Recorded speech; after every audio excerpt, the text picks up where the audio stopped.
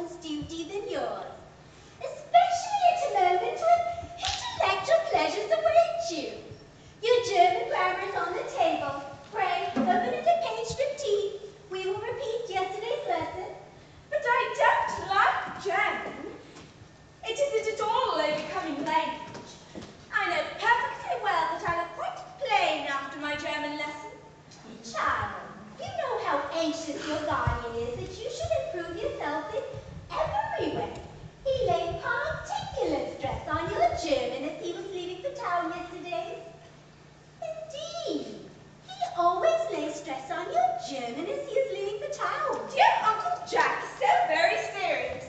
Sometimes I think he is so serious he cannot speak quite well. Your guardian enjoys the best of health, and his gravity of demeanor is especially to be commended in one so comparatively young as he is. I know no one with a higher sense of duty and responsibility. I suppose that is why he often looks a little bored when we three are together. Cecily, I am surprised at you. Mr. Worthing has many troubles in his life. Idle merriment and triviality would be out of place in his conversation. You must remember his constant anxiety about that unfortunate young man, his brother. I wish Uncle Jack would allow that unfortunate young man, his brother, to come down here sometimes. We might have a good influence over him, Miss Prism. I'm sure you certainly would. You know, German and geology and things of that kind influence a man very much.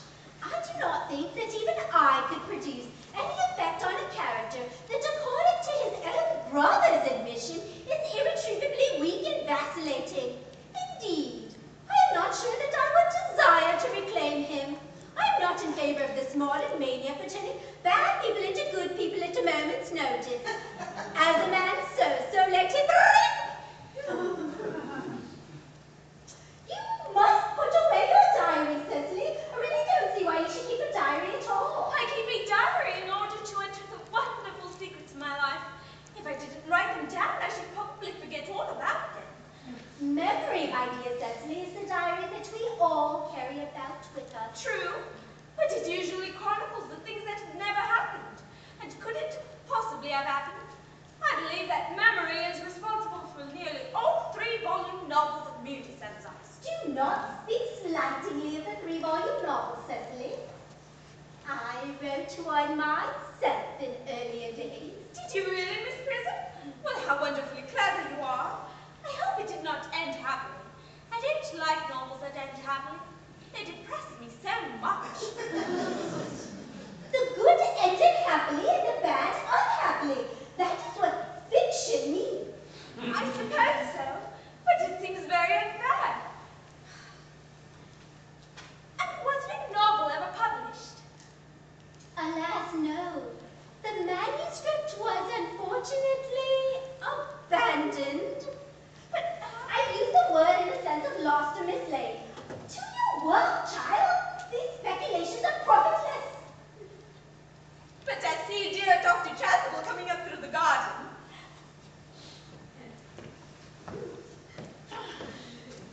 Dr. Chasuble, this is indeed a pleasure. And how are we this morning? Miss Prism, you are, I trust, well. Miss Prism has just been complaining of a slight headache. I think it would do her so much good to have a short stroll with you in the park, Dr. Chasuble. Cecily, I have not mentioned anything about a headache. No, dear Miss Prism, I know that. But I felt it instinctively that you had a headache. Indeed, I was thinking about that and not about my German lesson when the rector came in. I hope, Cecily, you are not inattentive. Oh, I'm afraid I am. That is strange. Were I fortunate enough to be Miss Prism's pupil, I would hang upon her lips. I spoke metaphorically, and my metaphor was drawn from bees. Mr. Worthing, I suppose, is not returning from town yet? We do not expect him till Monday afternoon. Ah, yes, he usually likes to spend his Sunday in London. He isn't one of those who's so lame in his enjoyment as, by all accounts, that unfortunate young man, his brother, seems to be. But I must not disturb Egeria and her people any longer. Egeria? My name is Letitia, dear doctor? A classical allusion, merely, drawn from the pagan authors.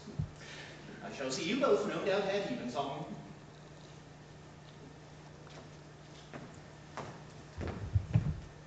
I think, dear doctor, that I will have a stroll with you. I find I have a headache after all, and a walk might do it good. With pleasure, Miss Prism, with pleasure. We might go as far as the schools and back. That would be delightful. Cecily, you will read your political economy in my absence. The chapter on the fall of the rupee you may omit.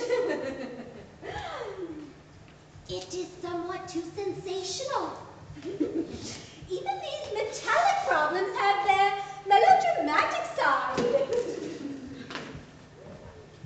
Horrid political economy, horrid geography, horrid jam. Mr. Ernest Worthing has just driven over from the station. He has brought his luggage with him. Mr. Ernest Worthing, B4 the Albany, W. Uncle Jack's brother. Did you tell him Mr. Worthing was in town? Yes, Miss, he seemed very much disappointed. I mentioned that you and Miss Prism were in the garden together. He said he was anxious to speak to you privately for a moment. Ask Mr. Ernest Worthing to come out here. And I suppose you had better talk to the housekeeper about your room then. Yes.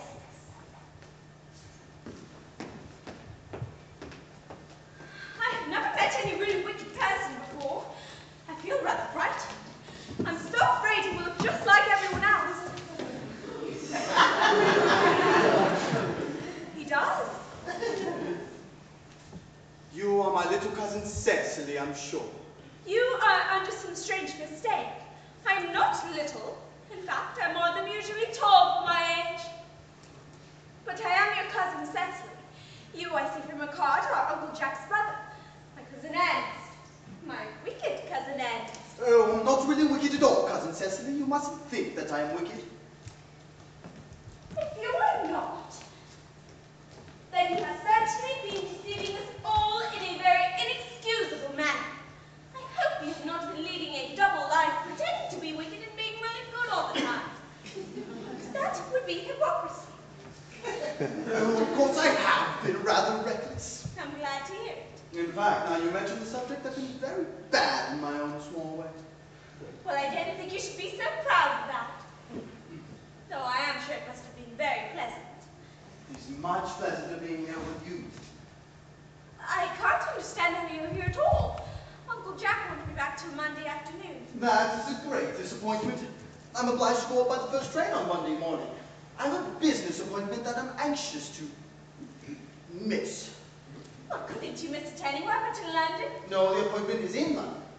Oh, well, I know, of course, how important it is not to keep a business engagement if one wants to retain any sense of the beauty of life.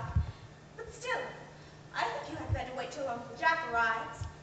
I know he wants to speak to you about your emigrating. But my what? You're emigrating. He has gone up to buy your outfit. I certainly wouldn't let Jack buy my outfit. He has no taste in neckties at all. Well, I don't think you will require neckties. Uncle Jack is sending you to Australia. To Australia? I'd sooner die. Well, he said at dinner on Wednesday night that you would have to choose between this world, the next world, and Australia. Oh, well, the accounts I received from Australia and the next world are not particularly encouraging. This world is good enough for me, cousin Cecily. Yes, but are you good enough for it? I'm afraid I'm not that. That's why I want you to reform me. You might make that your mission if you don't mind, cousin Cecily. I'm afraid I've no time this afternoon. Well, would you mind my reforming myself this afternoon? It is rather quixotic of you, but I think you should try. I will. I feel better already.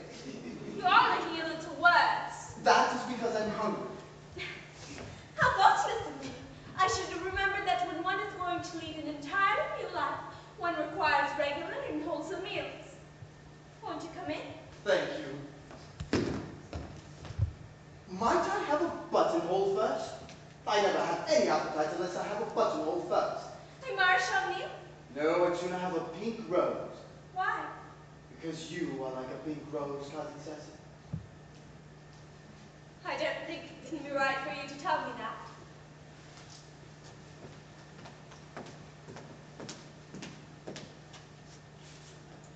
Miss Prism never says such things to me. Then Miss Prism is a short-sighted old lady. You are the prettiest girl I ever saw. Miss Prism says that all good looks are a snare.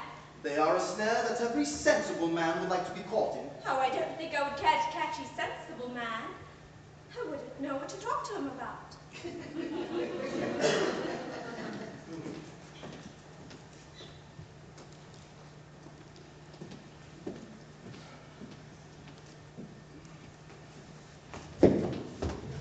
You are too much alone, dear Dr. Chasuble. You should get married. And this is so I can understand. A woman grown forever. Believe me, I do not deserve so neologistic a phrase. The precept as well as the practice of the primitive church was distinctly against matrimony. That is obviously the reason why the primitive church has not lasted to the present day. And you do not seem to realize, dear doctor, that by persistently remaining single, a man converts himself into a permanent public temptation. Men should be more careful.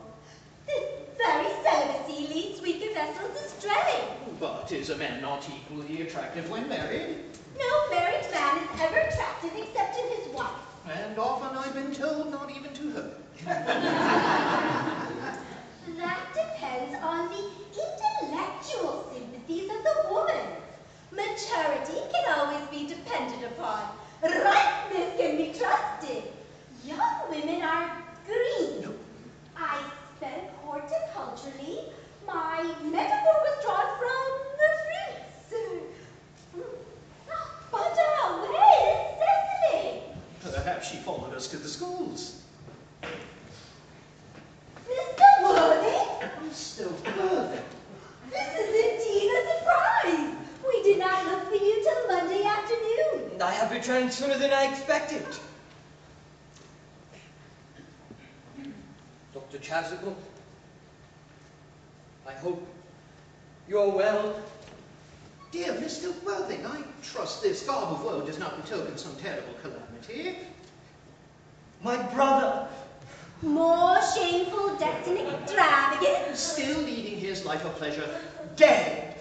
Brother Ernest dead? Quite dead. What a lesson for him. I trust you will profit by it. Mr. Worthing, I offer you my sincere condolence. You have at least the consolation of knowing that you were always the most generous and forgiving of brothers. Poor Ernest. He had many faults, but it is a sad, sad blow. Very sad indeed. Were you with him at the end? No, he died abroad in Paris, in fact. I had a telegram last night from the manager of the Grand Hotel. Was the cause of death mentioned? A severe chill, it seemed. As a man sows, so shall he reap. Charity, dear Miss Prism, charity. None of us are perfect. I myself am peculiarly susceptible to draughts. Will the interment take place here? No, he seemed to have a desire to be buried in Paris. Paris. I fear that hardly points to any very serious state of mind at the last.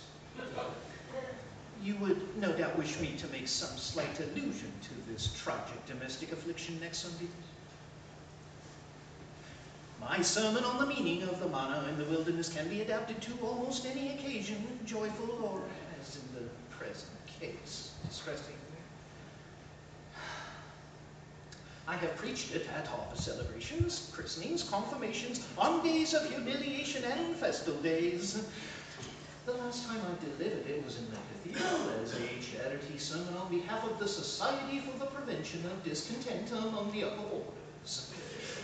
The bishop who was present was much struck by some of the analogies I drew. Ah, it reminds me. You mentioned christenings, I believe, Dr. Chasuble.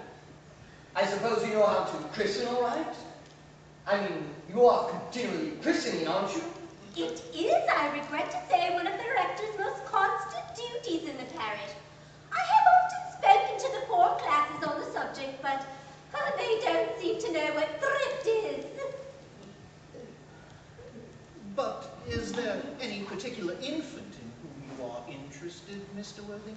Your brother was, I believe, unmarried, was he not? Oh, yes. People who live entirely for pleasure usually are. But it is not for any child, Doctor. I'm very fond of children. No, the fact is, I would like to be christened myself this afternoon, if you have nothing better to do. But surely, Mr. Worthing, you've been christened already. I don't remember anything about it. But have you any great doubts on the subject? Certainly intend to have. Of course. I don't know if the thing would bother you in any way, or you think I'm a little too old now? Not at all. The sprinkling and indeed the immersion of adults is a perfectly canonical practice. Immersion? You need have no apprehensions. Sprinkling is all that is necessary. Or, indeed, I think advisable. However, it's so changeable. At what hour would you wish the ceremony performed? Oh, I might trot around about 5, if that would do. Perfectly, perfectly. In fact, I have 2 similar ceremonies to perform at that time. A case of twins that occurred recently in one of the outlying cottages on your own estate. Poor James, the carter, a most hard-working man. No, I don't see much fun in being christened along with other babies. It would be childish. Would 5:30 do? Admirably, admirably. And now, dear Mr. Worthing, I will not intrude any longer into a house of sorrow. I would merely beg you not to be too much bowed down by grief. What seem to us bitter trials are often blessings in disguise. This seems to me a blessing of an extremely obvious kind. Uncle Jack! How I am pleased to see you back. What horrid clothes you have got on. Do go and change them. Cecily? My child. What is the matter, Uncle Jack? You look happy. You look as if you had toothache, and I've got such a surprise for you. Who do you think is in the dining room? Your brother. Who? Your brother Ernest. He arrived about half an hour ago. What nonsense. I haven't got a brother. Don't say that. No matter how badly he may have behaved to you in the past, he's still your brother. Could he be so heartless as to disown you? I'll tell him to come out, and you will shake hands with him, won't you, Uncle Jack? These are very good times. After we had all been resigned to his loss, his sudden return seems to be peculiarly distressing. Brother is in the dining room? I don't know what it all means. I think it's perfectly absurd. Good heavens! Brother John! I have come down from town to tell you that I am very sorry for all the trouble I've given you, and that I intend to lead a better life in the future. Uncle Jack, you're not going to refuse your own brother's hand. Nothing will induce me to take his hand. I think it's coming down here disgraceful, and he knows perfectly well why. Uncle Jack, do be nice. There is some good in everyone. Ernest has just been telling me about his poor invalid friend, Mr. Bunbury, whom he goes to visit so often. And surely there must be much good in one who is kind to an invalid, and leaves the pleasures of London to spread better pain. Talking about his friend Bunbury, has he? Yes, he has told me all about poor Mr. Bunbury and his terrible state of health. Bunbury. Well, I won't have him talk to you about Bunbury or anything else for that matter. It's enough to drive them perfectly frantic. Of course, I admit that the faults were all on my side. But I must say that I think that Brother John's coldness to me is peculiarly painful. I expect a more enthusiastic welcome, especially considering it is the first time I've come here. Uncle Jack, if you don't shake hands with Ernest, I will never forgive you. Never forgive me?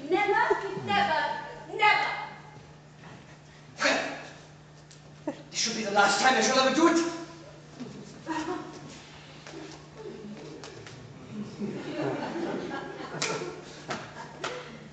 It's a pleasant, is it not? This is a perfect situation.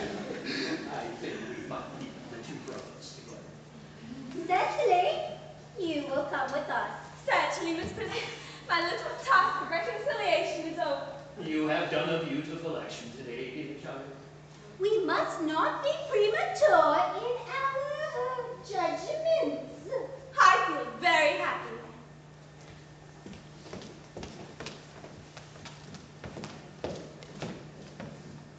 You young scoundrel, Algie!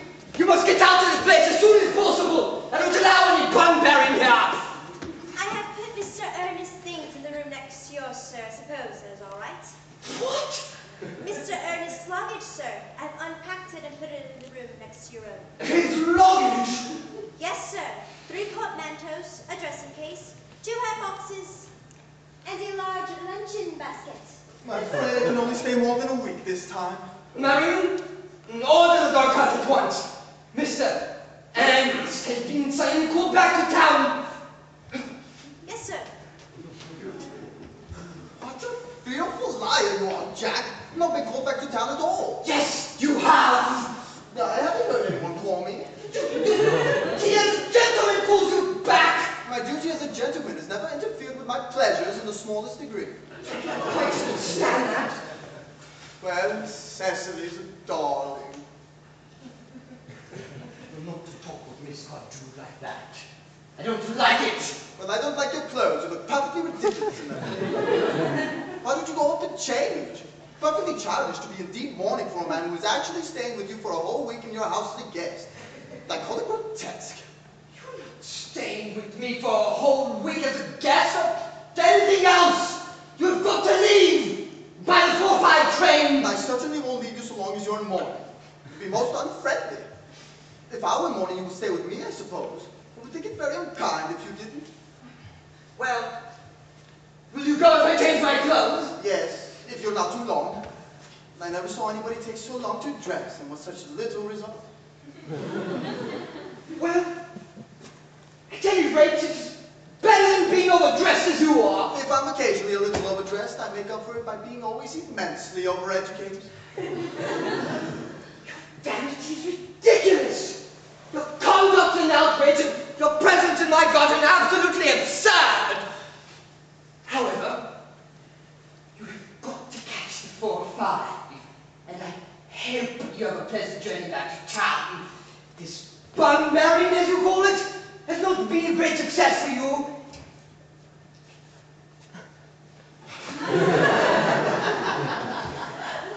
And I think it has been a great success. I'm in love with Cecily, and that is everything. I must see her before I go and make arrangements for another Bunbury. Ah, there she is. Oh, I merely came back to watch the roses. I thought you were with Uncle Jack. He's gone to order the dog cart for me. Is he going to take you for a nice drive? He's going to send me away. Have we got to part? I'm afraid so. It's a very painful parting. It is always painful to part from people whom one has known for a very brief space of time. The absence of old friends one can endure with equanimity. But even a momentary separation from anyone to whom one has just been introduced is almost unbearable. Thank you. The dog cart is at the door, sir. It can wait, Merriman, for 5 minutes. Yes, miss. I hope, Cecily, I shall not offend you if I say quite frankly and openly that you seem to me to be in every way the visible personification of absolute perfection. I think your frankness does you great credit, Ernest. If you will allow me, I will copy your remarks onto my diary. Really keep a diary? I keep begging you to look at it, may I? Oh no! You see, it is simply a very young girl's record of her own thoughts and impressions and consequently meant for publication. When it appears in volume form, I hope you will order a copy. But pray, Ernest, don't stop. I delight in taking down from dictation. I have reached absolute perfection. You may go on, I'm quite ready for more. Oh, don't cough, Ernest. When one is dictating, one should speak fluently and not cough. Besides, I don't know how to spell a cough. Cecily, ever since I first looked upon your wonderful and incomparable beauty, I have dared to love you wildly, passionately, devotedly, hopelessly. I don't think that you should tell me that you love me wildly, passionately, devotedly, hopelessly. Hopelessly doesn't seem to make much sense, does it? Cecily. The dark heart is waiting, sir. Tell her to come round next week, at the same hour. Yes, sir. Uncle Jack would be very much annoyed if he knew you were staying on till next week, at the same hour. No, I don't care about Jack. I don't care for anybody in the whole world but you. I love you, Cecily. You will marry me, won't you? Oh, you silly boy. Of course. Why, we have been engaged for the last 3 months. For the last 3 months? Yes, it will be exactly 3 months on Thursday. But how did we become engaged? Well, ever since dear Uncle Jack first confessed to us that he had a younger brother who was very wicked and bad, you, of course, have formed the chief topic of conversation between myself and Miss Prism. And, of course, a man who is much talked about is always very attractive. One feels there must be something in him after all. I dare say it was foolish of me, but I fell in love with you, Ernest. Darling. And when was the engagement actually settled? On the 14th of February last, worn out by entire ignorance of my existence, I determined to end the matter in one way or the other. And after a long struggle with myself, I accepted you under this dear old tree here. The next day, I bought this little ring in your name, and this little bangle with the true lover's knot I promised you always to wear. Did I give you this? It's very pretty, isn't it? Yes, you wonderfully good taste, Ernest. It's the excuse I've always given for your leading such a bad life. Oh, and this is the box in which I keep all your dear letters. My letters? But my own sweet Cecily, I've never written you any letters. You need hardly remind me of that, Ernest. I remember only too well that I was forced to write your letters for you. I wrote always 3 times a week, and sometimes oftener. Do let me read them, Cecily. Oh, I couldn't possibly. It would make you far too conceited. The 3 you wrote me after I had broken off the engagement were so beautiful and so badly spelled that even now I can hardly read them without crying a little. But was our engagement ever broken off? Of course it was. On the 22nd of last March. You can see the entry if you like. Today I broke off my engagement with Ernest. I feel that it's better to do so. The weather still continues charming. But why on earth did you break it off? What had I done? I'd done nothing at all.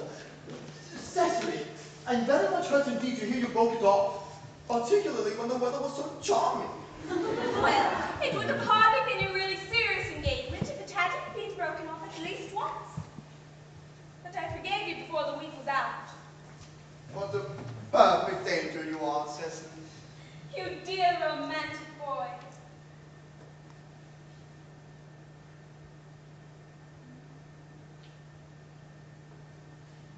I hope your hair grows naturally. Does it? Yes, darling, with a little help from others. You'll never break off our engagement again, Cecily. But I don't think I could break it off now that I've actually met you. Besides, of course, there is the question of your name. Yes, of course. You must laugh at me, darling, but it had always been a girlish dream of mine to love someone whose name was Ernest. There is something in that name that inspires absolute confidence. I pity any poor married woman whose husband is not called Ernest. But my dear child, do you mean to say you could not love me if I had some other name? But what name? So, any name you like. Algernon, for instance.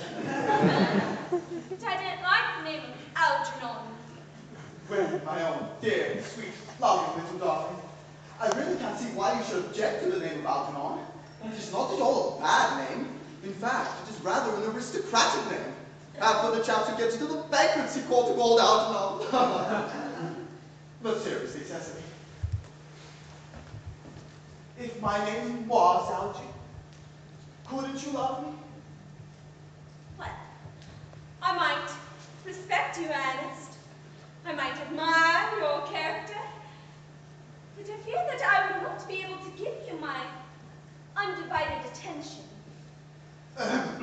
Cecily, your rector here, I suppose, is thoroughly experienced in the practice of all the rites and ceremonials of the church? Oh, yes.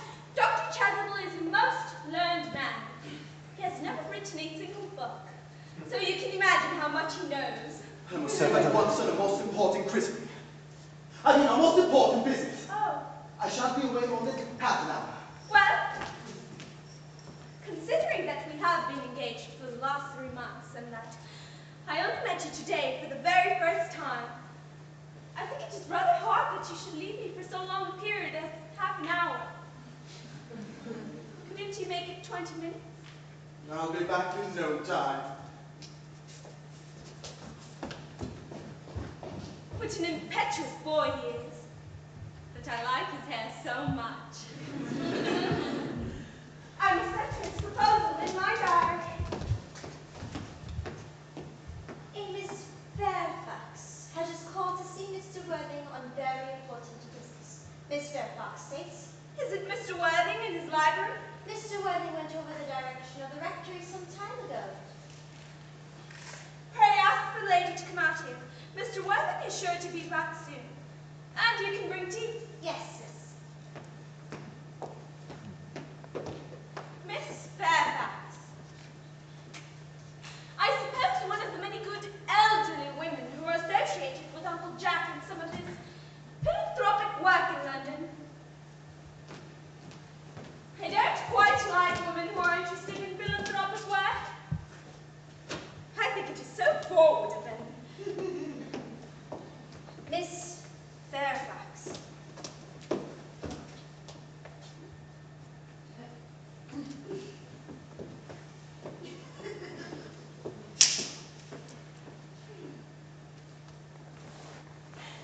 Pray, let me introduce myself to you. My name is Cecily Cardew. Cecily Cardew. What's a very sweet name. Something tells me that we're going to be great friends. I like you already more than I can say. My first impressions of people are never wrong. How nice of you to like me so much after we have known each other such a comparatively short time.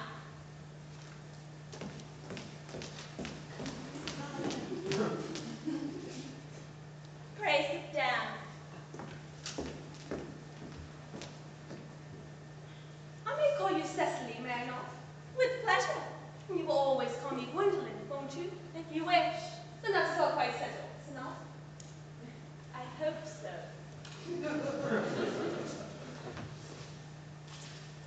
Perhaps this might be a favorable opportunity for my mentioning who I am. My father is Lord Bracknell. You've heard of Papa, I suppose. I don't think so. Outside of the family's circle, Papa, I am glad to say, is entirely unknown.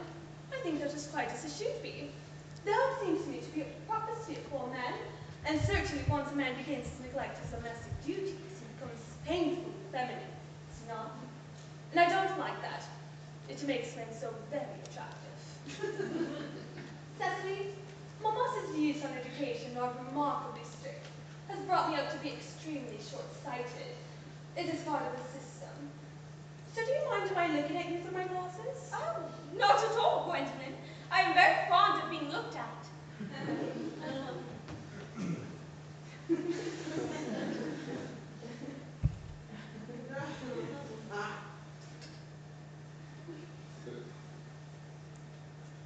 You are here on a short visit, I suppose. Oh, no.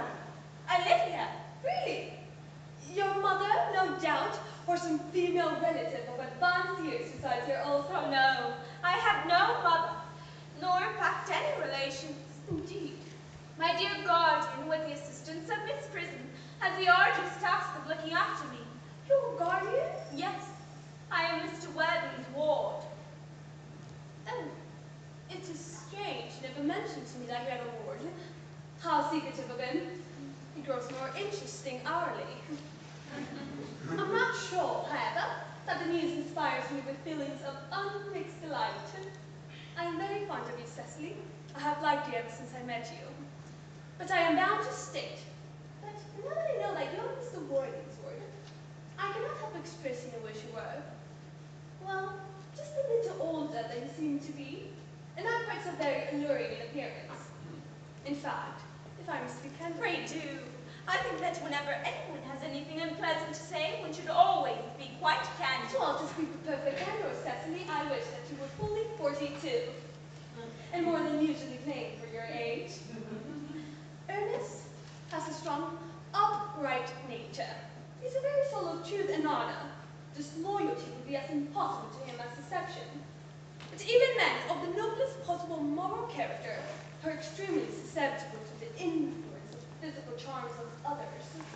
Modern no less than ancient history suffices with many most painful examples of what I refer to. If it were not so indeed, history would be quite unreadable. I beg your pardon, Gwendolen. Did you say Ernest? Yes. Oh, but it is not Mr. Ernest Worthing who is my guardian. It is his brother, his elder brother. Ernest never mentioned to me that he had a brother. I'm sorry to say they have not been on good terms for a long time. Oh, that accounts for it. And now that I think of it, I have never heard any man mention his brother. The subject seems distasteful to most men. Cecily, you have lifted a load from my mind. I was growing almost anxious. It would have been terrible if any clerk had come across a friendship like ours, would it not? Of course, you're quite sure that it is not Miss Ernest Worthing who is your guardian? Quite sure. In fact, I am going to be his.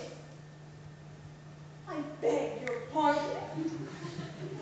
Dearest Gwendolen, there is no reason why I should make a secret of it to you. Our little county newspaper is sure to chronicle the fact next week. Mr. Ernest Worthing and I are engaged to be married.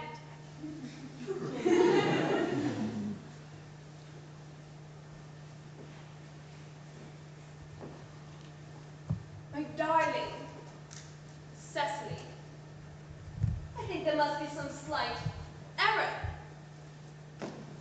Miss Ernest Worthing is engaged to me. The announcement will appear in the Morning Post on Saturday at the latest. I'm afraid you must be under some misconception. Ernest proposed to me exactly 10 minutes ago.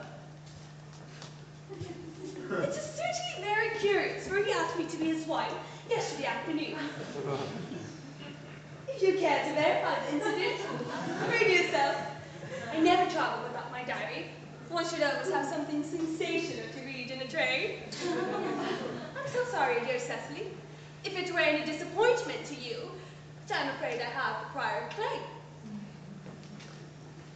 It would distress me more than I can tell you, dear Gwendolen, if it caused you any mental or physical anguish. But I feel bound to point out that since Ernest proposed to you, he has clearly changed his mind. If the poor fellow has been entrapped into any foolish promise, I shall consider it my duty to rescue him at once, and with a firm hand. Whatever unfortunate entanglement my dear boy may have got into, I will never reproach him with it after we are married.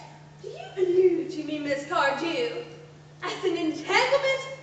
You are presumptuous. An indication of this kind becomes more than a moral duty to speak one's mind. It becomes a pleasure. Do you suggest, Miss Fairfax, that I entrapped Ernest into an engagement? How dare you! This is no time for wearing the shallow mask of manners. When I see a spade, I call it a spade. I'm glad to say I've never seen a spade. It is obvious our social spheres have been widely different. Shall I enter you here as usual? Yes, as usual.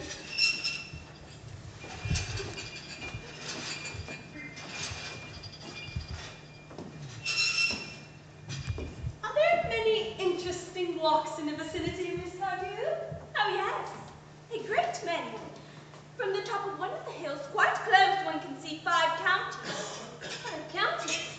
I don't think I should like that.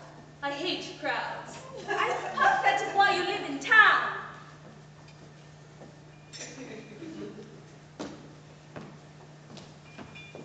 Quite a well-kept garden this is, Miss Cardew. So glad you like it, Miss Fairfax. I didn't know there were any flowers in the country. Oh, flowers aren't common here, as people are in London. Personally, I cannot understand how anybody manages to exist in the country. If anybody was anybody does. The country always bores me to death. Ah, this is what the newspapers call agricultural depression, is it not? I believe the aristocracy are suffering very much from it just at present. It is almost an epidemic amongst them, I have been told. May I offer you some tea, Miss Fairfax? Thank you.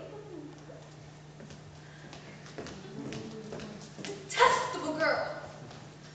But I require tea.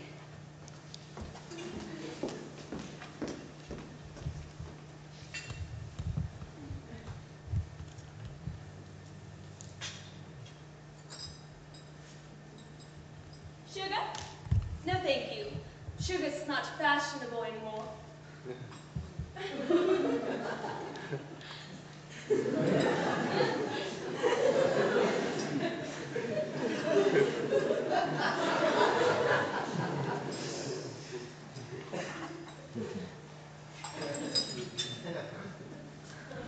Cake or bread and butter? Bread and butter, please. Cake is rarely seen on the best houses nowadays.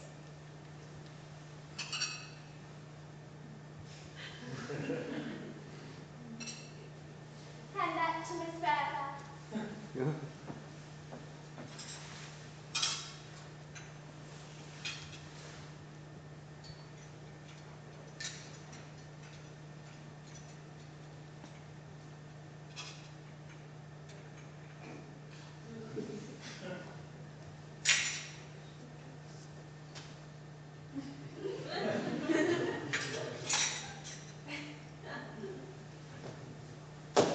You have filled my tea with lumps of sugar!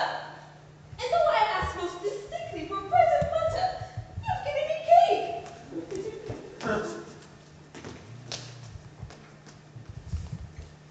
I'm known for the gentleness of my disposition and the extraordinary sweetness of my nature. But I warn you, Miss Cardew, you may go too far. To save my poor, innocent, trusting boy from the machinations of any other girl, there are no lengths to which I would not go. From the moment I saw you, I distrusted you. I felt that you were false and deceitful. I'm never deceived in such matters.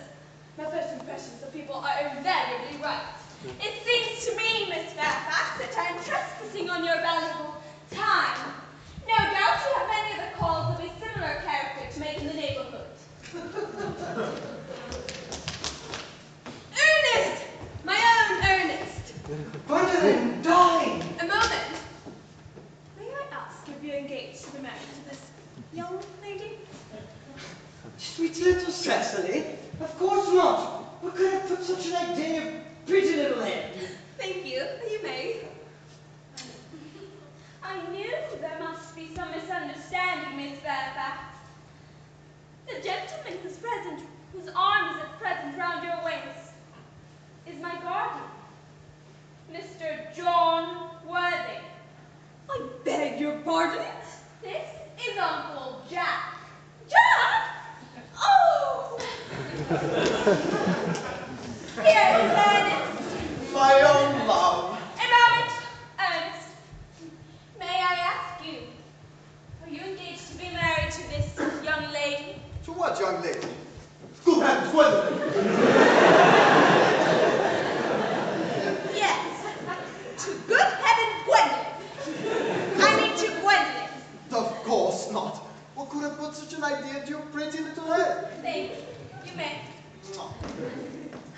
must be some slight error, Miss Cardew.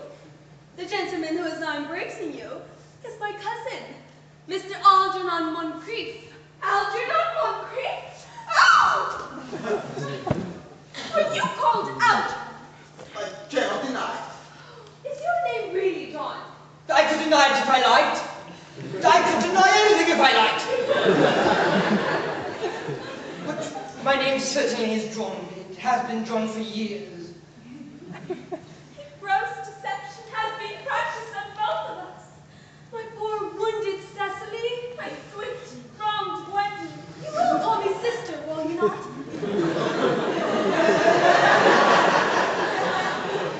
Hey, moment.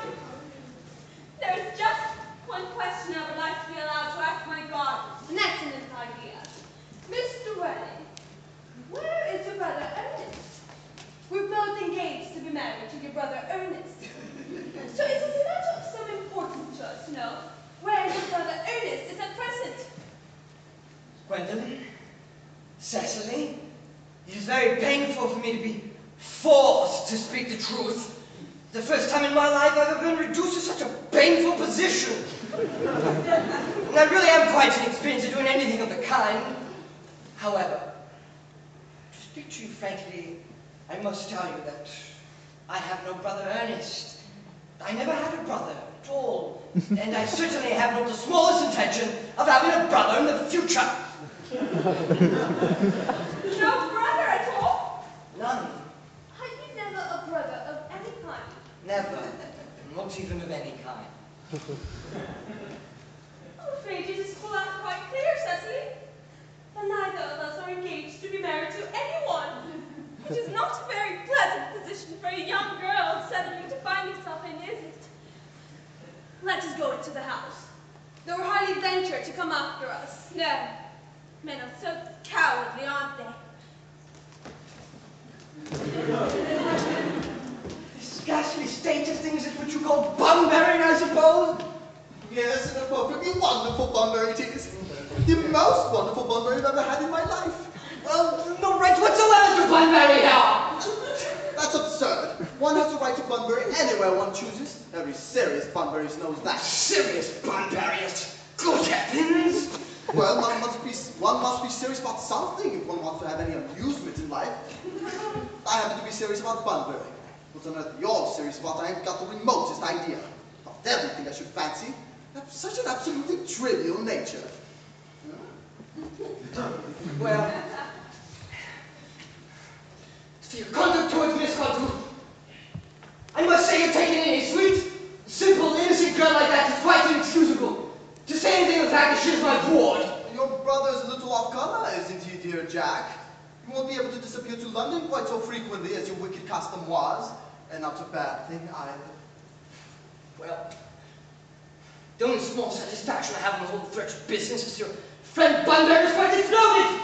You wouldn't be able to run down to the country club so often as you used to do, and a very good thing too. I can see no possible defense at all for your deceiving a brilliant, clever, thoroughly experienced young lady like Miss Fairfax. To say nothing of the fact that she's my cousin. I wanted to be engaged to Gwendolen. It is all. I love her. Well, I simply wanted to be engaged to Cecily. I adore her. There's certainly no chance of your marrying Miss Cardew. There's not much likelihood, Jack, of you and Miss Fairfax being united. There's no business of yours. If it was my business, I wouldn't talk about it. Very vulgar to talk about one's business. People like stockbrokers do that, and then merely at dinner parties. How can you sit there calling me muffins? Where there's horrible trouble they can't make out. You seem to me to be perfectly heartless. Well, I can't eat muffins in an agitated manner. The butter would probably get on my cuffs. One should eat muffins quite calmly. That is the only way to eat them. I say it's perfectly heartless to eat muffins at all under the circumstances. When I'm in trouble, eating is the only thing that consoles me. Indeed, when I'm in really great trouble, as anybody who knows me intimately will tell you, I refuse everything except food and drink. At the present moment, I'm eating muffins because I'm unhappy. Besides, I'm particularly fond of muffins. Well, there's no reason why you should eat them all in that greedy way. I wish you would have tea cake instead. I don't like tea cake. Good heavens. Suppose a man may be able to eat his own muffin in his own garden. But you have just said it was perfectly harmless to me, Muffin. I said it was perfectly harmless to you. Under the circumstances, that is a very different thing. That may be. But the muffins are the same. Algie. Mr. Goodness, you would go. You can't possibly ask me to go without having some dinner. It's absurd. I never go without my dinner. No one ever does, except vegetarians, people like that. Besides, I've just made arrangements with Dr. Chasuble to be christened at 5:45 under the name of Ernest. My dear fellow, the sooner you give up that nonsense, the better. I made arrangements myself with Dr. Chasuble to be christened at 5:30. Then naturally would take the name of Ernest. Gwendolen would wish it. Both can't be christened Ernest, it's absurd. Besides, I have every right to be christened if I like. There's no evidence at all that I've been christened by anybody. And I should think it extremely probable I never was. And so would Dr. Chasuble. It is entirely different in your case. You've been christened already. Yes, but I've not been christened for years. Yes, but you've been christened. That is the point. Quite so I know my constitution can stand. If you're not quite sure about your ever having been christened, I must say I think it's rather dangerous you're venturing on it now. It might make you very unwell. You can hardly have forgotten that someone very closely connected with you was very nearly carried off this week in Paris by a severe chill. Yes, but you said yourself the severe chill wasn't hereditary. It used to be, I know. But I dare say it is now. Science is always making wonderful improvements in things. That is nonsense! You're always talking nothing but nonsense! Jack, you're at the muffins again. I wish you wouldn't. There are only 2 left. I hate tea cake! Then why on earth do you allow tea cake to be served up for your guests? What ideas do you have of hospitality? Algie, I wish to goodness you would go. I don't want you here. Why don't you go?